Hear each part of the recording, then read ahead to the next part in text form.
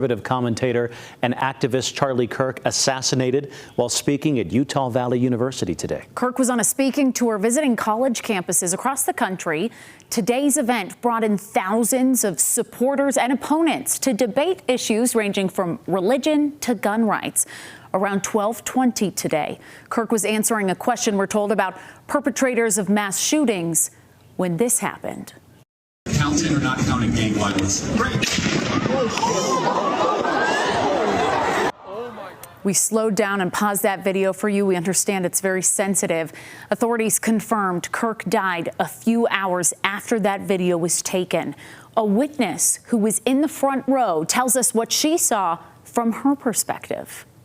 It was just surreal. Like it probably took everybody kind of just started looking around, and it probably took a good maybe 3 seconds for everybody to realize that it was real and actually start ducking.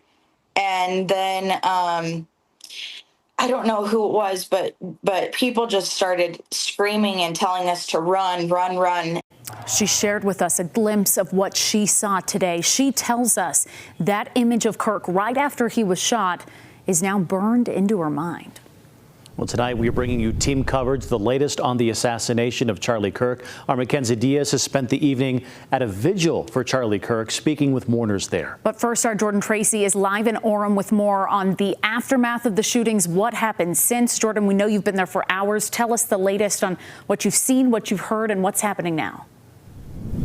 Well, Sarah, first and foremost, suspect is still at large. That is the latest we're hearing from the FBI tonight. A part of that investigation, we've learned it was one shot aimed at and striking Charlie Kirk, later killing him. And as that shot rang out, the crowd erupted into chaos as they saw him hit and fall to the ground. This is the police chief's nightmare. Police say Kirk was shot at 12:20 during his event held by Turning Point USA. Kirk was taken in a private vehicle to Timpanogos Hospital, where he later died. Police had an initial suspect who was taken in, but later released. Shortly after the shooting, we did have a suspect in custody, George Zinn, but he was released from custody after we identified that he did not match the shooting suspect and was not an accurate person of interest. However, he has been booked into the county jail by Utah Valley University Police Department for obstruction of justice. There was a second person of interest in custody, but the FBI now saying they also have been released. They're relying on closed-circuit security footage, which they highlighted the poor quality of the video. All they can describe the shooter by is their dark clothing. The shot came from here on campus, from a location at a fair... potentially from a roof, yes. A longer distance shot from a roof. Security of the event was handled by Utah Valley Campus Police, coordinating with Charlie Kirk's personal security, who have handled events like these across the country. We did have 6 officers working that event. We had probably over 3,000 people that were in attendance. It sat down in kind of a bowl area here on the central campus. We have a waterfall area, and so he was kind of in a lower area, surrounded by buildings. This included officers inside the crowd. We train for these things, and you think you have things covered, and these things.